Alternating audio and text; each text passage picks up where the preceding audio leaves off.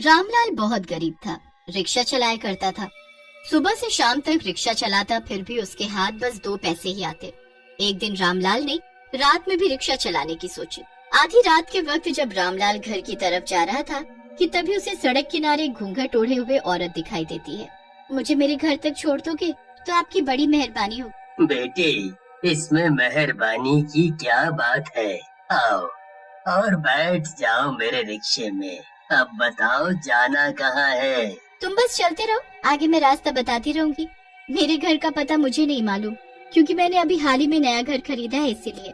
अच्छा, एक बात बोलूं, तुम्हें इतनी रात गए घर से बाहर नहीं निकलना चाहिए। आजकल का माहौल वैसे भी बहुत खराब है।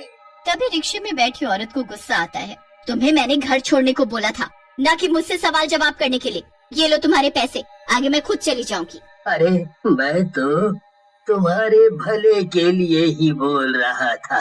अच्छा, अब मैं कुछ नहीं पूछूंगा। आओ बैठो, मैं छोड़ दूं तुम्हें तुम्हारे घर पर। वो औरत रामलाल की बात नहीं सुनती और अकेली ही चली जाती है आगे की ओर। भलाई का तो जमाना ही नहीं रहा आजकल। अरे, मैं तो इसलिए पूछ रहा था कि औरत जात है, अकेली सुनसान रास्ते पर है, तो ठीक ठाक उसके घर छोड़ दूं उसे। वो तो मैं था। अगर कोई चोर उचक्का होता और कोई ऊंच नीच हो जाती तो मुझे क्या, अब रात बहुत हो चुकी है, मुझे घर चलना होगा। रामलाल घर पहुंचता है और खा पी कर गहरी नींद में सो जाता है। तभी रामलाल को एक डरावना सपना आता है और घबराहट के मारे उसकी नींद टूट जाती है। क्या हुआ जी, आप सोते सोते उठ क्यों गए? क्या बात है? कुछ नहीं, कुछ नहीं, तुम सो जाओ, सुबह जल्दी भी उठना है फिर। रामलाल पत्नी को कुछ नहीं बताता सपने के बारे में। सुबह सुबह रामलाल फिर से निकल पड़ता है अपना रिक्शा लेकर। फिर वही सुबह से शाम और शाम से रात हो जाती है। रामलाल रात के वक्त अपने घर की ओर जा रहा होता है कि उसे फिर से उसी जगह वही औरत खड़ी दिखाई देती है। रामलाल उसे देखकर चौंक जाता है। जल्दी चलो, और कहाँ जाना है ये भी मैं तुम्हें बता दूंगी रास्ते में। चलो अब। मैंने कल भी तुम्हें यहीं देखा था। बेटी, तुम इतनी रात में यहाँ किस लिए आती हो? आखिर इतना क्या जरूरी काम हो सकता है जो तुम्हें रात को ही घर से निकलना होता है? अपना मुंह बंद करो और सीधे रिक्शा चलाओ। मुझे बस वहीं आगे मोड़ पर छोड़ दो, मेरा घर बस वहीं है। रामलाल उस औरत को चुपचाप वहीं छोड़ देता है और अपने घर चला आता है। आज वो सारी बात अपनी पत्नी को बताता है। आपने अभी जो कुछ बताया मुझे, क्या वाकई वो सच है?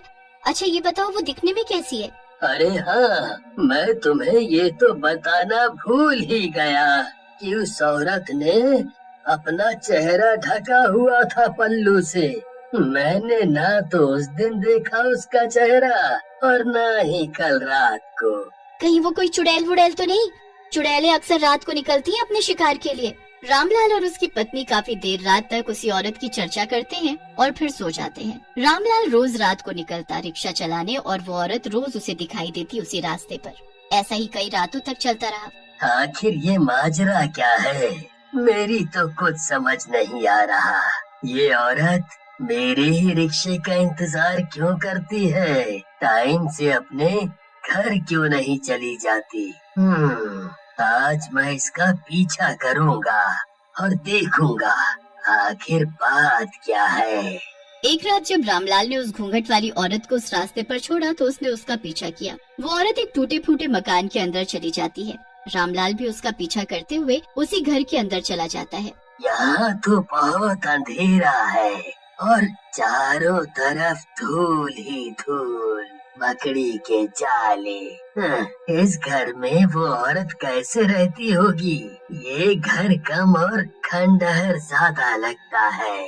तभी रामलाल को वहाँ से किसी के चीखने चिल्लाने की आवाजें आने लगी। रामलाल डर के मारे वहाँ से बाहर आ गया। रामलाल सरपट वहाँ से भागा और घर जाकर चुपचाप सो गया चादर ओढ़कर। रामलाल बहुत गहरी नींद में था। तभी उसे फिर से वही डरावना सपना आया। रामलाल उठ खड़ा होता है। उसकी पत्नी भी जाग जाती है। क्या हुआ जी, आजकल आप ठीक से सोते नहीं, आखिर क्या बात है? आजकल आप कुछ ज्यादा ही काम करने लगे हैं ना, बस थकावट में ऐसा हो जाता है। रामलाल उस रात वाली बात के बारे में शोभा को कुछ नहीं बताता। रामलाल रिक्शा तो चला रहा था और उसका सारा ध्यान उसी घूंघट वाली औरत पर ही था। रामलाल रात का इंतजार करता है, पर आज रात रामलाल को वो घूंघट वाली औरत रोज की तरह नहीं दिखी। रामलाल उस वीरान घर में बिना डरे घुस जाता है। घर में घुसते ही उसे किसी औरत के रोने की आवाज सुनाई देती है। रामलाल आवाज के पीछे पीछे चल देता है और एक अलमारी के सामने जाकर रुक जाता है। ये आवाज तो इस अलमारी के अंदर से आ रही है। कहीं वो औरत इस अलमारी में तो बंद नहीं है। हे भगवान, मुझे जल्द से जल्द उसे अलमारी से बाहर निकालना होगा। रामलाल उस अलमारी को खोलने की बहुत कोशिश करता है, पर उसे खोल नहीं पाता। तभी उसकी नजर अलमारी पर लगे ताले पर जाती है। घर के अंदर एक लोहे की छड़ी पड़ी थी। रामलाल उसी छड़ को उठाता है और उससे ताला तोड़ देता है।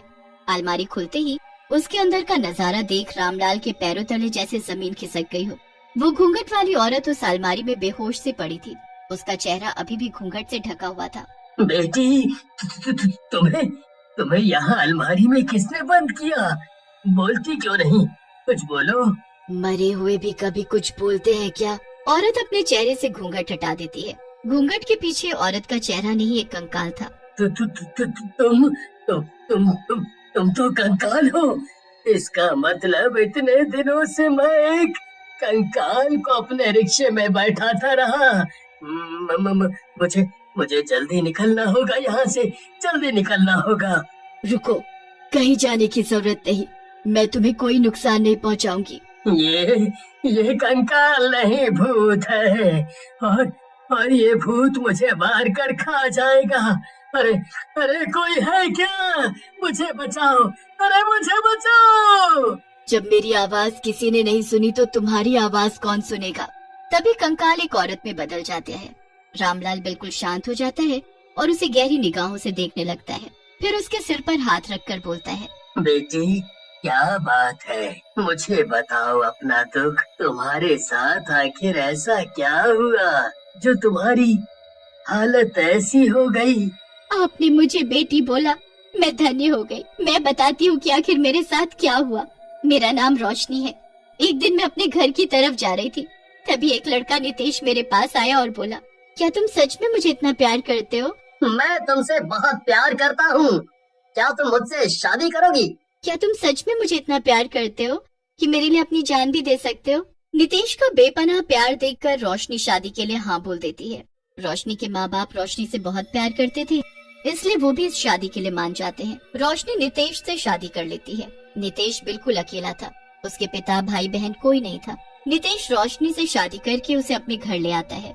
तुम्हारा घर थोड़ा छोटा है, पर है बहुत अच्छा। अच्छा, इस घर में एक भी अलमारी नहीं दिख रही, तो मैं अपने सारे कपड़े कहाँ रखूंगी?